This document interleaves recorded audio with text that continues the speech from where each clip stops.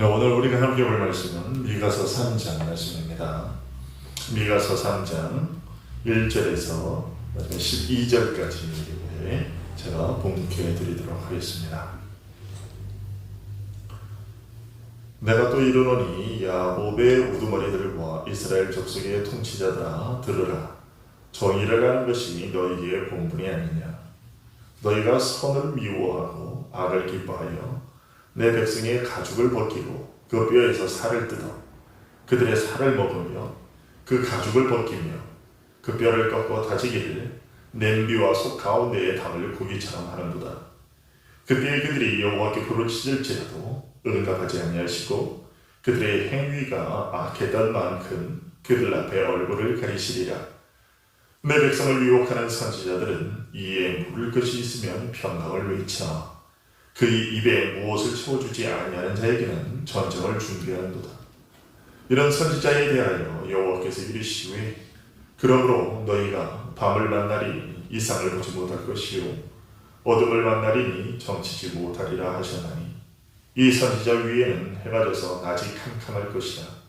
선견자가 부끄러워하며 술객이 수치를 당하여 다 입술을 가릴 것은 하나님이 응답하지 아니하심이거니와 오직 나는 여호와의 영으로 말미암아 능력과 정의와 용기로 충만해져서 야곱의 허물을 보아 이스라엘의 죄를 그들에게 보이리라. 야곱 족속의 우두머리들과 이스라엘 족속의 통치자들 곧 정의를 미워하고 정직한 것을 굽게 하는 자들아 원하노니 이 말을 들을지어다. 시온을 피로 예루살렘을 죄악으로 건축하는도다. 그들의 우두머리들은 뇌물을 위하여 재판하며 그들의 제사장은 싹을 위하여 교훈하며 그들의 선지자는 돈을 위하여 점을 치면서도 여호와를 의뢰하여 이르기를 여호와께서 우리 중에 계시지 아니하냐 재앙이 우리에게 임하지 아니하리라 하는도다. 이러므로 너희로 말미암아 시온은 갈아엎은 밭이 되고 예루살렘은 무더기가 되고 이에 성전의 상은 수풀의 높은 곳이 되리라.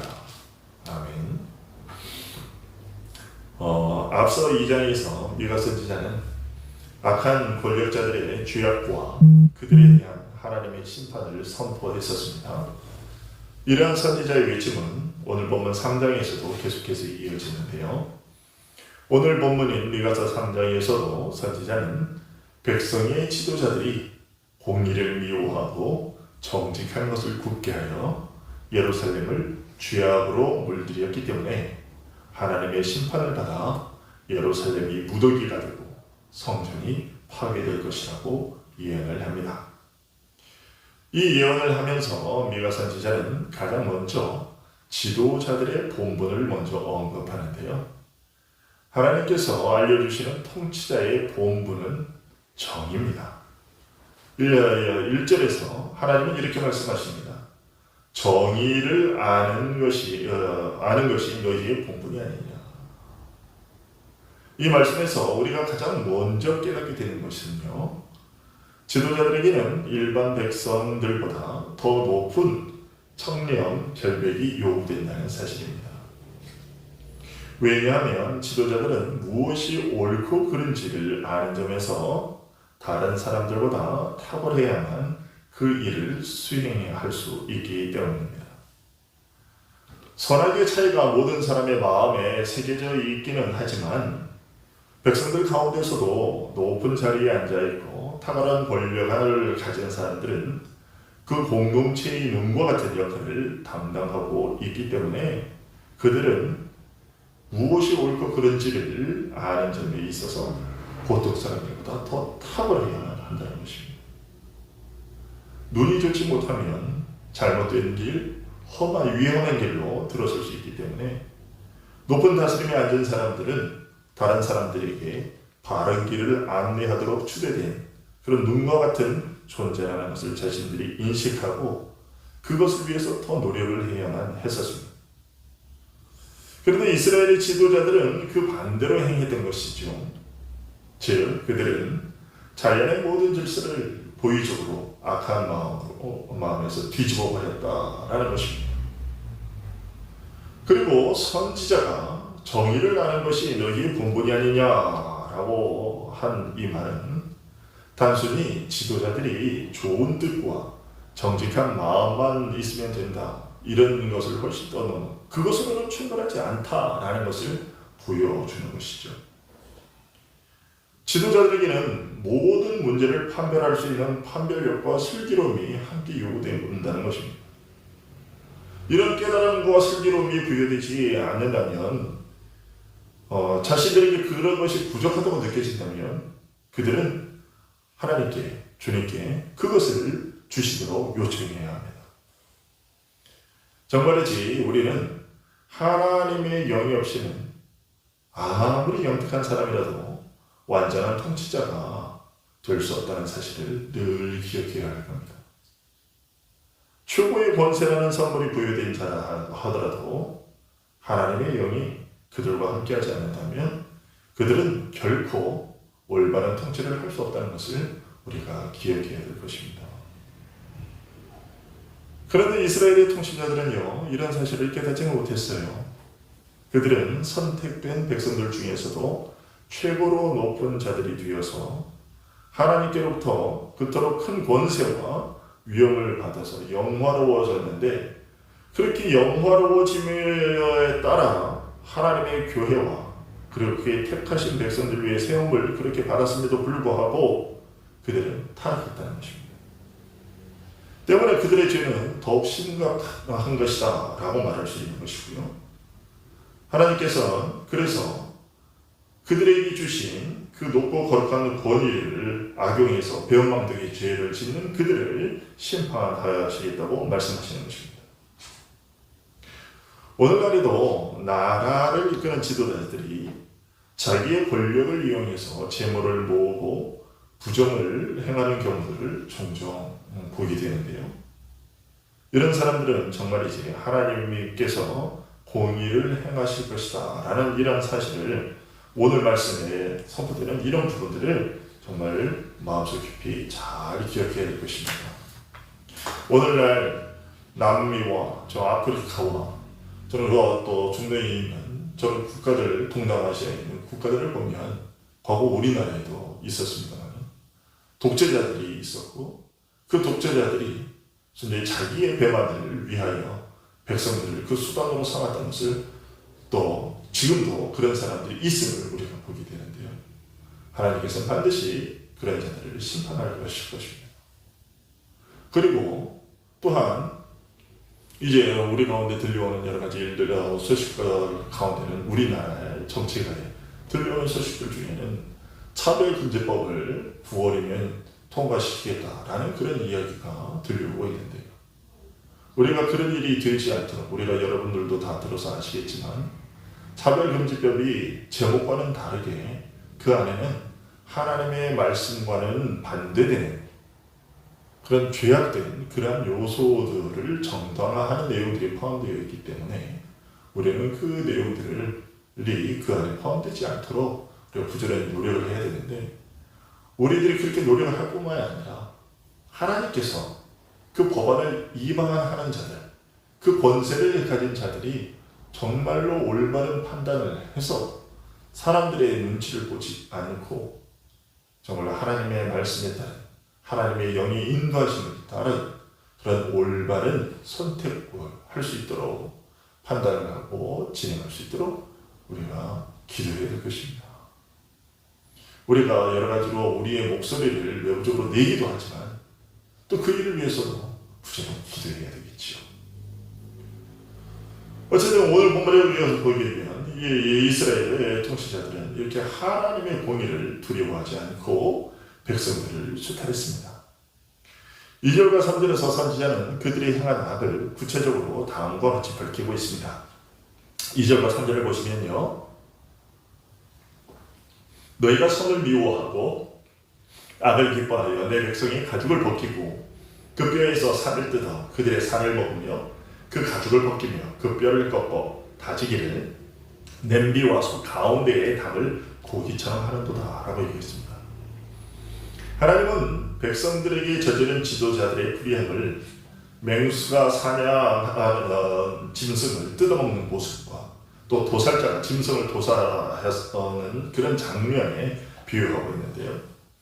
하나님은 여기서 이스라엘 백성들을 가리켜 내 백성이라고 하고 계십니다. 즉 이스라엘 백성들은 지도자들의 소유가 아니라 하나님의 소유인데 하나님께서 지도자들에게 그 양육과 보호를 위탁하신 것이었다고 하시는 말씀인데 그런데 지도자들은 하나님의 백성을 자신들의 소유물인 것처럼 취급했고 백성들의 것을 자신의 것이냐 마구 빼앗았습니다.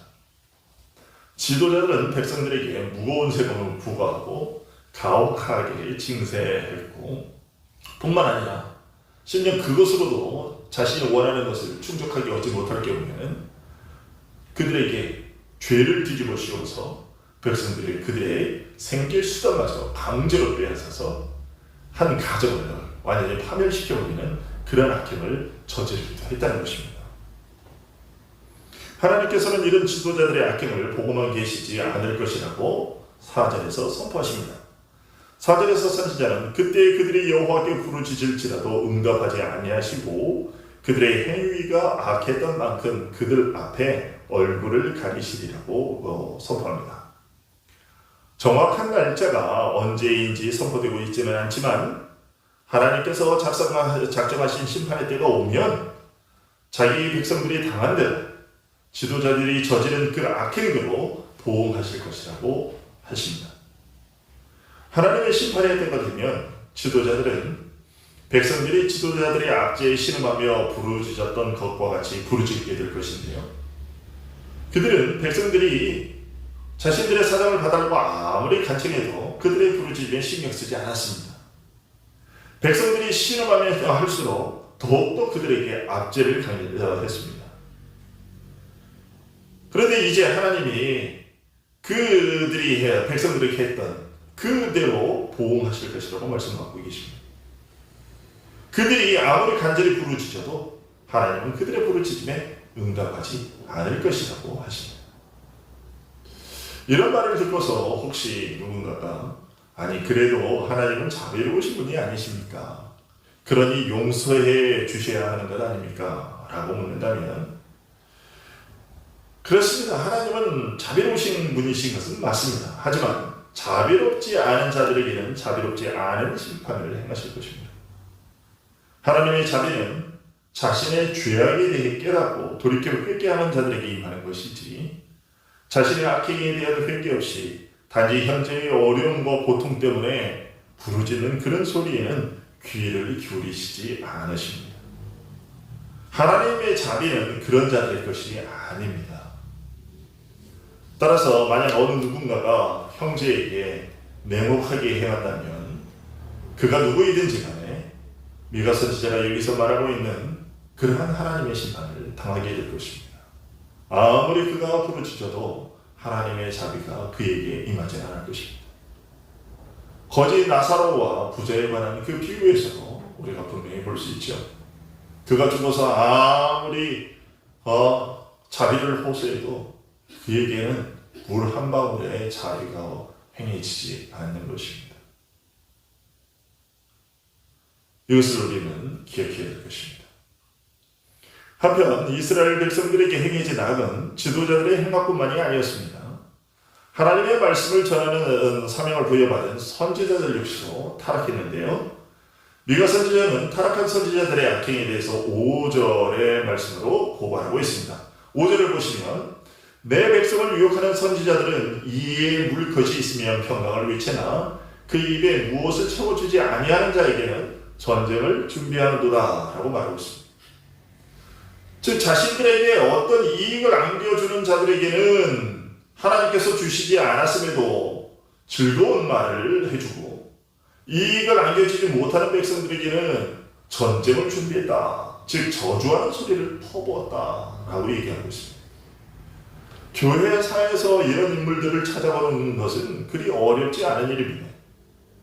자신의 본분을 망각하고 경제적인 이권에 따라 축복과 저주의 메시지를 자의적으로 선포한 거짓 선지자들과 같은 자들이 교회사에는 득실을 벌였고 오늘날 우리 기독교 교회 안에서도 얼마든지 목격되는 바입니다. 이들은 하나님의 영광이 세상에서 멸시받도록 만들 뿐만 아니라 마침내는 하나님을 대적하는 그런 자들이 되어버리고 맙니다. 이런 엄연한 현실 앞에서 성도들은 주의와 바른 판단으로 거짓 목자와 바르지 못한 말씀을 선포하는 그러한 교회를 구별할 수 있도록 힘써야 될 것입니다. 바울 사도 역시 빌립보서 3장 2절에서 빌립보 성도들에게 이 점을 명심하도록 주의를 주었는데요. 빌립보서 3장 2절에서 개들을 삼가고 행악하는 자들을 삼가고 몸을 상해하는 일을 삼가라 이렇게 얘기를 하고 있습니다. 그러니까 여기서 몸을 상해하는 일을 삼가라 이렇게 얘기를 하고 있습니다. 거짓된 잘못된 가르침으로 이상한 예배 형식과 이를 취하는 그것을 얘기를 하고 있는 거지. 개들을 삼가고 행악하는 자들을 삼가라. 하나님의 말씀을 그릇되이 전하는 자들을 얘기를 하는 것이죠. 또 디모데전서 3장 6절에서 10절의 말씀에서는 이렇게 또 누구든지 다른 교훈을 하며 바른 말, 곧 우리 주 예수 그리스도의 말씀과 경건에 관한 교훈을 따르지 아니하면 그는 교만하여 아무것도 알지 못하고 변론과 언쟁을 좋아하는 자니 이로써 투기와 분쟁과 비방과 악한 생각이 나며 마음이 부패하여지고 진리를 잃어버려 경건을 이익의 방도로 생각하는 자들의 다툼이 일어나느니라 라고 얘기했습니다. 경건을 이익의 방도로 생각하는 자들이 교회 안에 생겨나는 것을 얘기를 하고 있는 거죠. 그러면서 6절에서 이렇게 얘기합니다. 그러나 자족하는 마음이 있으면 경건은 큰 이익이 되느니라. 우리가 세상에 아무것도 가지고 온 것이 없으며 또한 아무것도 가지고 가지 못하리니 우리가 먹을 것과 입을 것이 있은즉 족한 줄로 알 것이니라. 부하게 하는 자들은 시험과 올무와 여러 가지 어리석과 해로운 욕심에 떨어지나니 곧 사람으로 파멸과 멸망에 빠지게 하는 것이라 이렇게 얘기를 하고 있습니다. 그러니까 이 말씀은 모든 성도들에게 다 적용되는 말씀이기도 하지만 특별히 목회자들에게 이제 주의를 요하는 일인데요. 이 6장 10절에서 디모데전서 6장 10절에서 돈을 사랑함이 일만하게 뿌리가 되나니 이것을 탐내는 자들은 미혹을 받아 믿음에서 떠나 많은 근심으로써 자기를 찔렀도다. 이 일반 성도들에게 해당되는 말이지만 이것이 특별히 말씀을 전하는 자들에게 주의를 주는 것이라는 것을 우리가 알아야 됩니다.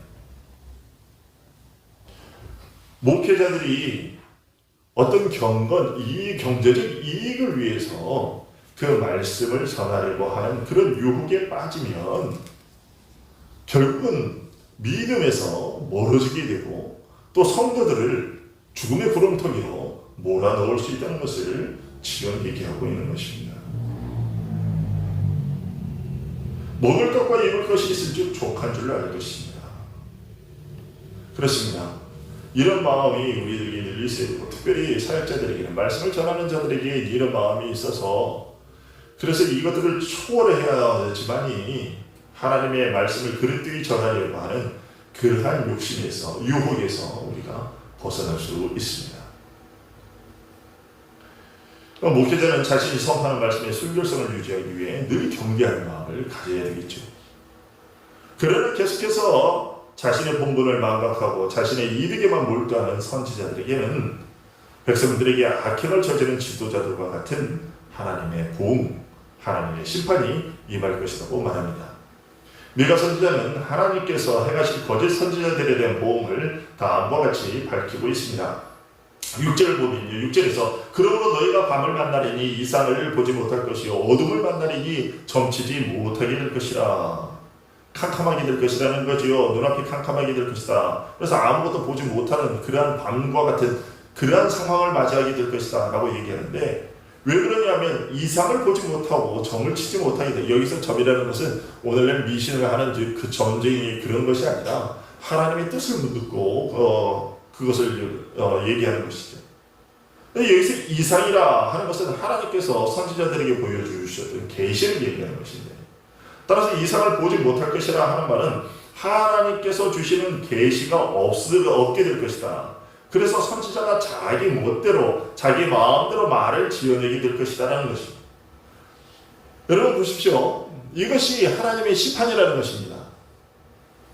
경제적 이익을 따라서 자기 멋대로 자기에게 이익이 생기면 백성들에게 좋은 얘기를 해주고, 백성들이 자기에게 뭔가 이득을 주지 않으면, 경제적 이익을 갖다 주지 못하면 그들에게 저주를 퍼붓는 것 같은 그런 자의적인 자의적인 메시지를 전하기를 일삼던 선지자들에게 하나님께서 내리는 심판이 더 이상 하나님의 계시를 주지 않겠다 하는 것입니다. 그렇으면 오늘날에도 이것입니다. 자신의 경제적 이득에 따라서 성도들을 대하는 사람들, 이런 사람들에게 나중에 하나님께서 어떤 심판으로 임할 것이냐, 하나님의 말씀을 제대로 분별하지 못하는 그런 심판을 그에게 허락하십니다. 그렇다면 마찬가지로 경제적 이익을 따라서 자기에게 좋은 소리를 해주며 자기에게 들리는 좋은 소리, 그런 걸 해주는 메시지만 즐겨 듣고, 또 죄악을 일깨우는 그런 말씀에 대해서 즐겨 듣지 않으려 하는 그런 성도들에게도 하나님께서 동일한 방식으로 그들에게 심판을 하실 것입니다. 하나님께서 이렇게 동일한 패턴으로 심판을 하시고 계신 것이죠. 자기 멋대로 하나님의 뜻을 묻지 않고 자기 멋대로 예언하기를 좋아했던 사람들, 그런 사람들에게는 더 이상 하나님께서 그들에게 말씀을 주시지 않는다는 것입니다.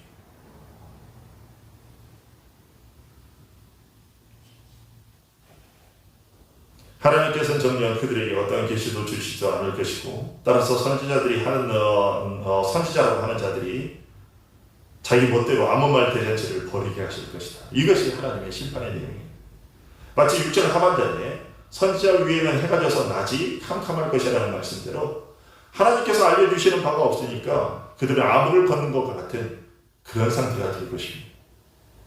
그리고 그로 말미암아 결국은 7절의 일이 그들에게 닥칠 것입니다.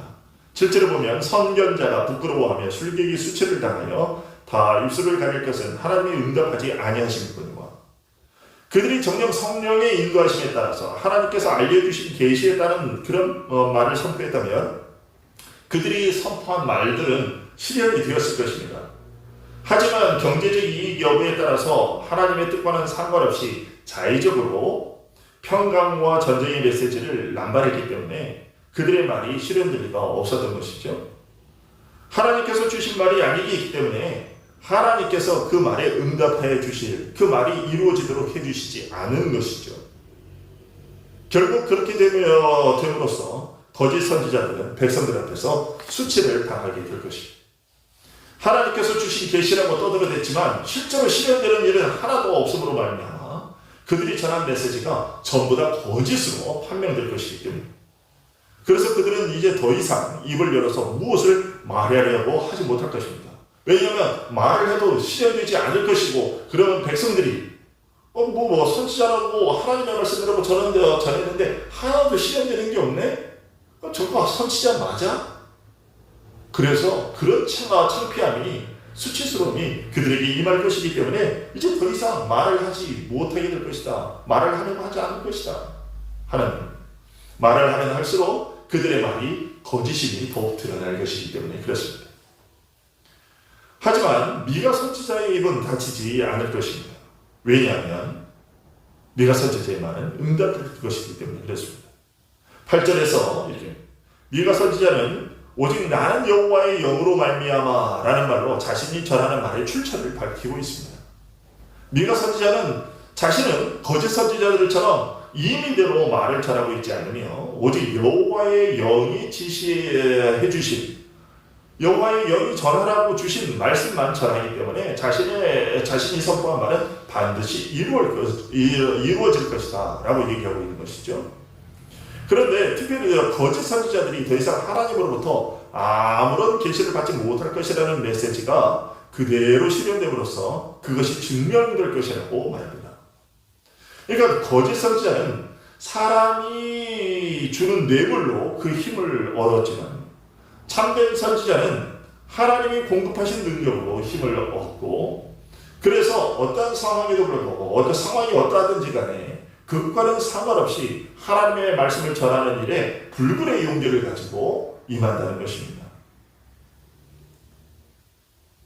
참된 선지자는 하나님의 영으로 말미암아 뛰어나는 그런 슬기를 가지고 올바른 것을 깨닫고 굴하지 않는 담대함으로 무장함으로써 악마와 온 세상을 이길 수 있고, 또 사탄이 온갖 수단으로 공격할지라도 자신의 길에서 결코 물러나지 않는다라는 것입니다. 또한 참된 선지자는 자신에게 아무런 이익이 제시되지 않고 오히려 불이익을 당한다 할지라도 하나님께서 전하라고 하신 백성들의 죄를 드러낼 겁니다. 왜냐하면 참된 선지자는 사람들의 귀를 즐겁게 하기 위해 세움받은 자가 아니라 하나님께서 주신 말씀을 전하도록 부름받은 자이기 때문입니다. 이것은 오늘날의 사역자들이 정말 명심해야 할 바죠. 하나님의 말씀을 맡은 사역자는 성도들의 마음이 비록 불편해지고 그로 인해 성도들의 미움을 받게 되더라도 말씀을 왜곡하지 말고 그대로 전해야만 하는 것이죠. 그래서 미가 선지자는 8절에서 자신이 여호와의 영으로 말미암아 능력과 정의와 용기로 충만해져서 이런 지도자들의 죄를 고발하는 일을 주저하지 않을 것이다 라고 얘기를 했는데요. 9절부터 12절에서 그 말을 그대로 실천합니다.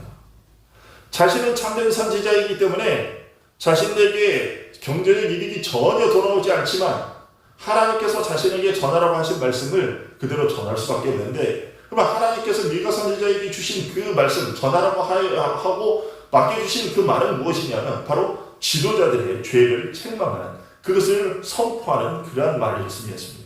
그래서 미가 선지자는 8절에서 자기가 그렇게 하겠다라고 얘기했고요.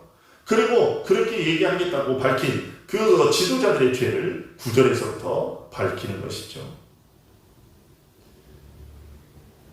9절부터 12절까지 해서 선지자가 밝히고 있는 이스라엘 지도자들의 죄는 이런 것입니다. 9절에 보면 정의를 미워하고 정직한 것을 굳게 하는 것이라고 되어 있습니다. 이것은 2절에서 이야기된 대로고요.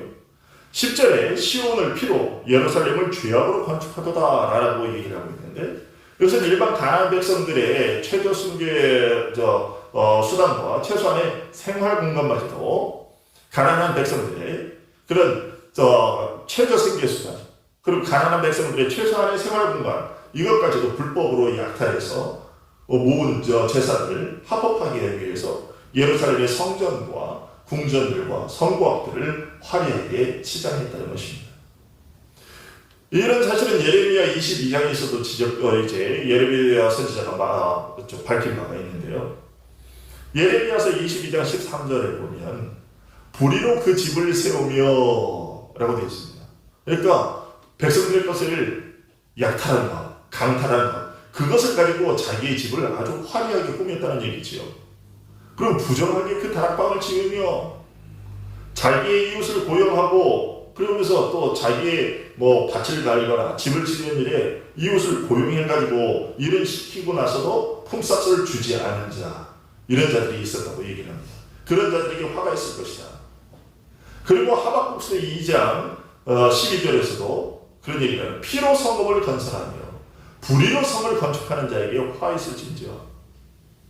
백성들에게 빼앗은 그 불의한 제물로 그런 것들을 건축했다라는 얘기입니다.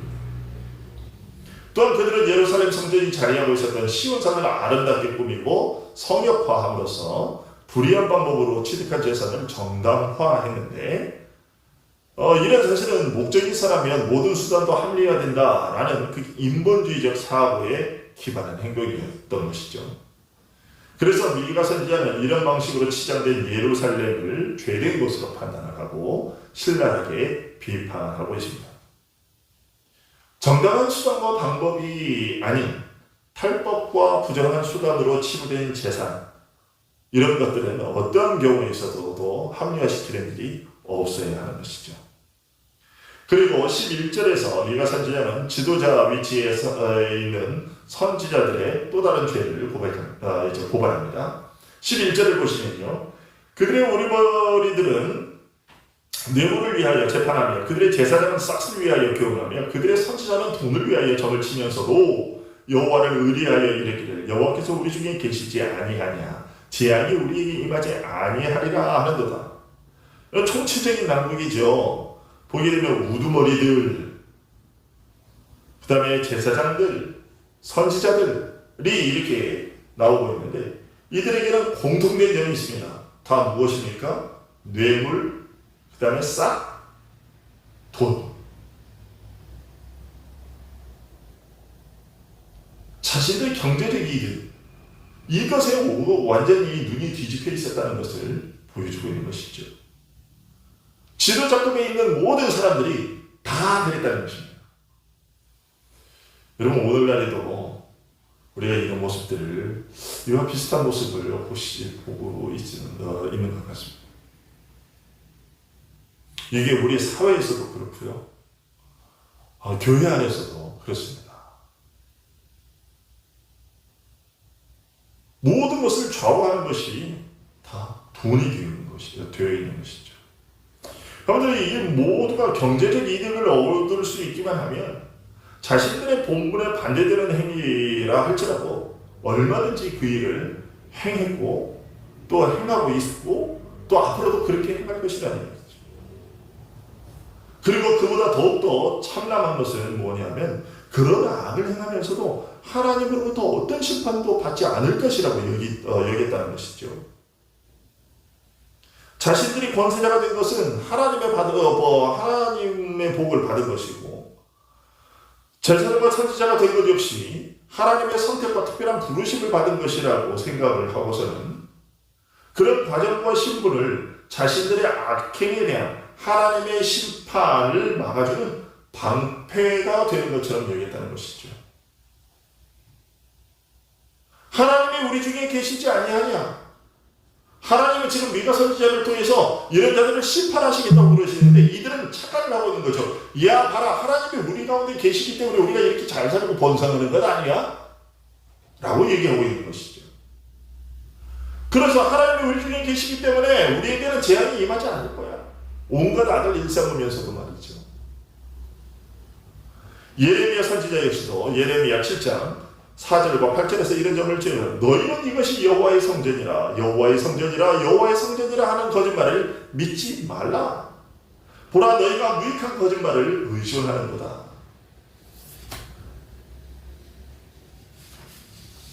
우리에게 재앙이 임하지 아니할 것이다. 그것은 어디까지나 그들 자신들만의 착각이었을 뿐입니다. 하나님은 12절에서 미가 선지자를 통한 참된 선지자를 통해 선포된 악행을 일삼은 권세자와 제사장과 선지자들을 향한 심판이 반드시 시행될 것이다. 선포한 그대로 이루어질 것이라고 말씀하십니다. 12절 보시면요. 이러므로 너희로 말미암아 시온은 갈아엎은 밭이 되고 예루살렘은 무더기가 되고 성전에 사는 수풀의 높은 곳이 되리라. 행악자들이 절대로 안전하다고 믿었던 예루살렘 성전이 반드시 폐허가 될 것임을 선포하고 있습니다. 그럼으로써 이 권세자들의 그러한 생각들이 확신이 그릇되었다, 착각이었다는 것을 확인하게 되는 날이 반드시 오게 될 것임을 이제 알리고 계신 것이죠. 히스기야 왕 때는요, 이런 메시지가 선포됐을 때 회개해서 남유다는 아수르의 공격에서 구원받을 수 있었어요. 하지만 나중에는 결국 회개하지 않았고 이 예언대로 바벨론의 공격에 의해서 멸망당하고 말았습니다. 여러분, 우리가 이런 사실을 잘 기억하고 죄악을 시작하는 하나님의 말씀을 달게 받을 수 있는 우리들이 되어야 될 것입니다. 먼저 말씀을 듣는 성도 백성들은 그것이 자신들에게 조금 쓴 그런 말이라 할지라도 그것이 하나님께서 우리의 죄를 들추어내시는 것이다 한다면 그 말씀을 그렇게 달게 받아들이고 그것을 오히려 달게 받을 줄 아는 그러한 성도들이 되어야 될 것이고, 말씀을 전하는 자는 자신에게 아무런 경제적인 이득이 없다 할지라도 그런 것이 돌아오지 않다 할지라도 하나님의 말씀을 말씀드리고 하나님의 말씀으로 전하는 그러한 자들이 되어야 될 것이고요. 자신들의 이의에 따라서 하나님의 말씀을, 자신들의 이익을 위해서 하나님의 말씀을 왜곡하는 그런 일이 없어야 될 것입니다. 그리고 지도자들이 있는 자들, 다른 그런 모든 지도자들 급에 있는 모든 사람들이 다 그와 같이 경제적 이익에 돈에 눈이 멀어서 불법을 합법화하는 그러한 일을 일삼지 아니하고 하나님의 인한 심판의 말씀을 마음에 새기고 하나님의 공의를 두려워하고 우리가 1절에서 얘기하는 것처럼 정의를 아는 것이 너희의 본분이 아니냐라고 하는 이 말씀대로 정의를 행하는 자들이 될 수 있도록 우리 모두가 또 합심해서 기도해야겠습니다. 다 같이 기도하겠습니다.